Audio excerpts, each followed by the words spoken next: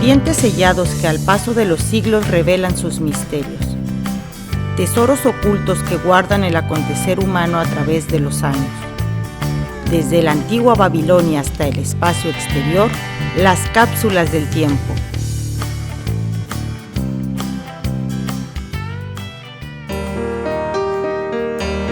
Recorriendo plazas y jardines de la ciudad de Hermosillo, encontramos algunos que guardan historias para contar, como la Plaza Bicentenario, la más joven de todas, que encierra un pasado que va más allá de una inauguración oficial.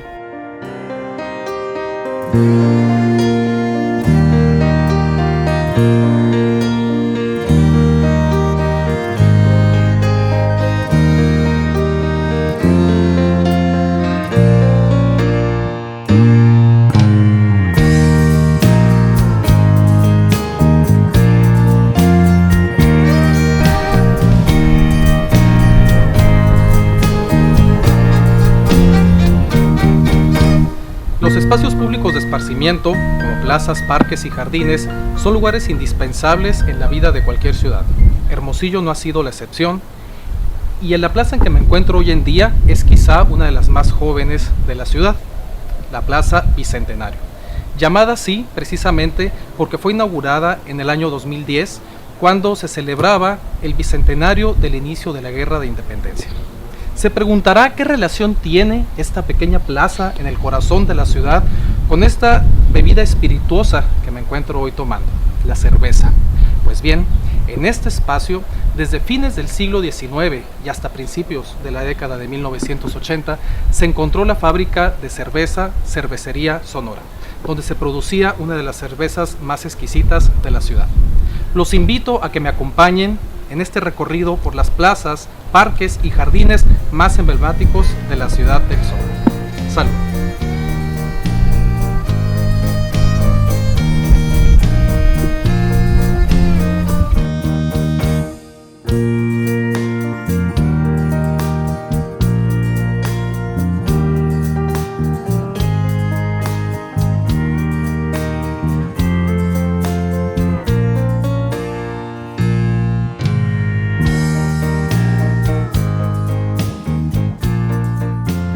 Nos encontramos en el corazón mismo de la Ciudad del Sol, en la Plaza Zaragoza, construida a finales del siglo XVIII, cuando Hermosillo era denominado la Villa del Pitic, y esta plaza, la plaza principal. Al menos desde el siglo XIX, en ella convergen el poder eclesiástico y el poder civil. En el eclesiástico, a mis espaldas, podemos ver la Catedral de Nuestra Señora de la Asunción. Antiguamente era una pequeña capilla que fue derruida hacia fines del siglo XIX, cuando inició la construcción de dicha catedral, misma que fue consagrada en el año de 1908. Sin embargo, su cúpula principal fue terminada hasta la primera mitad de la década de 1960. Los invito a que me acompañen a recorrer algunas de las principales calles que concurren en esta hermosa Plaza Zaragoza.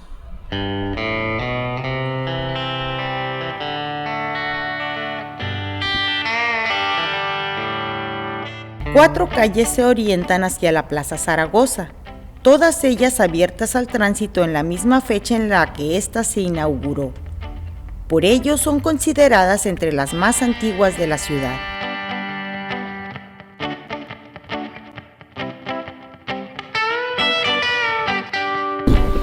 La calle del costado oriente que divide la Plaza Zaragoza de los Palacios Estatal y Municipal fue denominada Calle General Ignacio Comonfort en honor al expresidente mexicano y general republicano en tiempos de la Reforma. Esta es la calle Melchor Ocampo, nombrada así en honor al también denominado el Santo Laico de la Reforma. Une la Plaza Zaragoza con el centro de gobierno sobre el río de Sonora. Nos encontramos sobre la antigua calle Orizaba, hoy denominada Doctor Paliza, en honor precisamente del doctor Ruperto Paliza, quien fue gobernador de Sinaloa y hacia 1913-1914 se mudó a la ciudad de Hermosillo, donde fue muy querido principalmente por las clases menesterosas. De ahí que haya sido nombrado benefactor de la ciudad. El Boulevard Hidalgo, que une dos importantes arterias viales de la ciudad, como son la calle Reforma y la avenida Rosales, y que corre en el costado norte de la Plaza Zaragoza, fue ampliado en el año de 1910, coincidiendo precisamente con el festejo del primer centenario de la independencia nacional, de ahí que sea conocido también como Boulevard Centenario.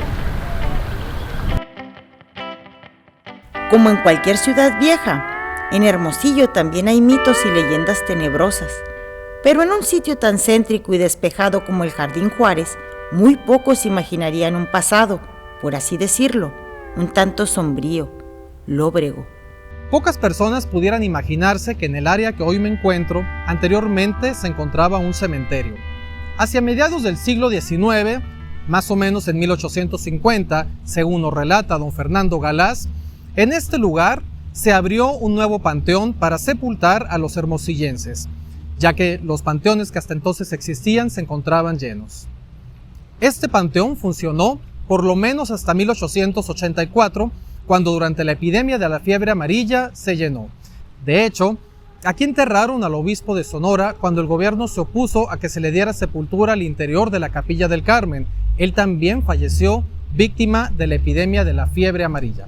Desde entonces, es decir, desde la época de la fiebre amarilla, el cementerio entró en desuso debido a que ya se encontraba también lleno, por lo que a principios del siglo XX el gobierno decidió exhumar algunos de los cuerpos, derribar las tumbas, derribar los cercos y las tapias para llenar con terraplén y construir aquí un jardín al que le pusieron Jardín Juárez, cuya escultura podemos ver a mi espalda.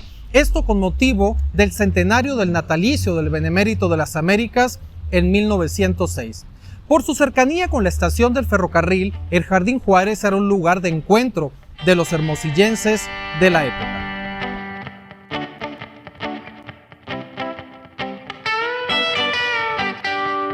Pero apartemos por el momento los relatos espeluznantes y demos un paseo hasta uno de esos pocos pulmones urbanos que tenemos, el Parque Madero.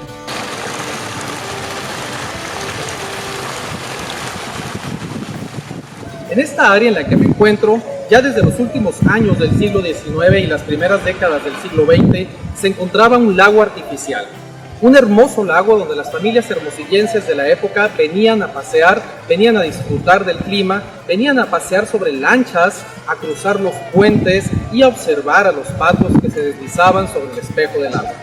También las crónicas nos relatan que al centro del lago existía una isla, también desde luego artificial, donde se realizaban bailes de beneficencia pública. En los años 40 del siglo pasado, un brote de paludismo incentivó a las autoridades a desecar el lago para evitar la proliferación de moscos. De ahí que la ciudad y que el parque haya perdido uno de sus principales atractivos, el lago. Durante la invasión filibustera del conde Gastón de Rousset en 1852, el Parque Madero, conocido todavía entonces como la Alameda, fue el lugar seleccionado por los filibusteros franceses para desde aquí atacar la ciudad de Hermosillo, siendo este uno de los sucesos históricos más trascendentales que han ocurrido en esta área de la ciudad. Y así como refrescamos lo lúgubre con lo placentero, al paseo por el Parque Madero, tras la nota de la guerra con los franceses, le agregamos otro ingrediente de solaz esparcimiento.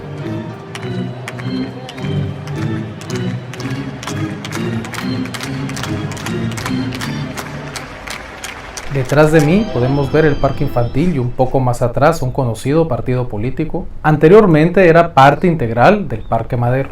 Y fue aquí donde hace más de 80 años se realizó un importante juego de béisbol.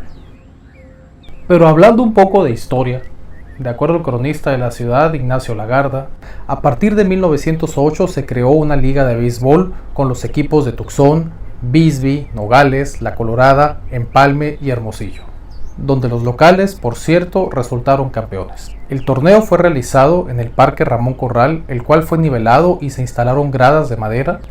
Posteriormente, los juegos continuaron, aunque de manera intermitente, a causa de la Revolución.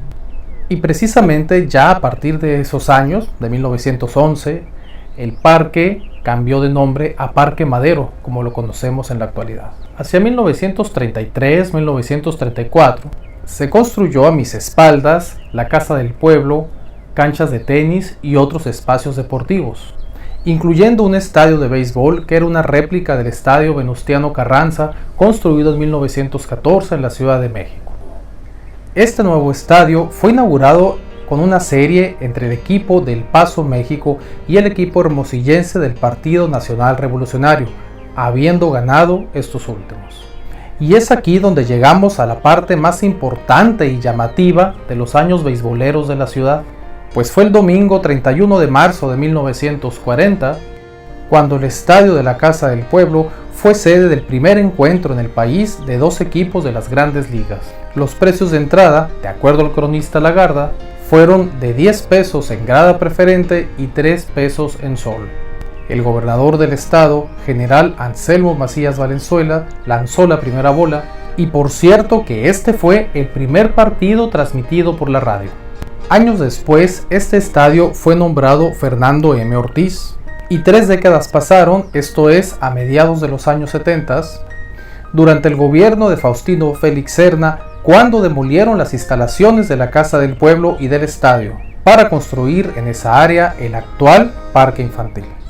Ante la demolición del antiguo estadio Fernando M. Ortiz, se inauguró en 1972 el Héctor Espino hacia el poniente de la ciudad, la Casa de los Naranjeros de Hermosillo.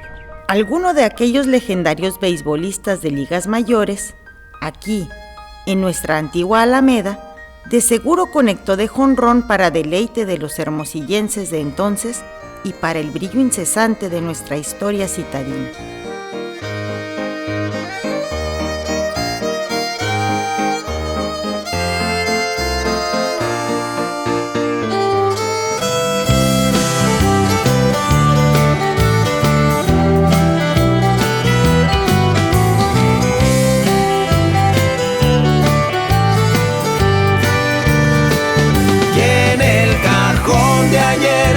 Guardé lo que te quiero decir, todo el amor que fue y las tantas ganas de volver, todo el amor que fue y las tantas ganas de volver.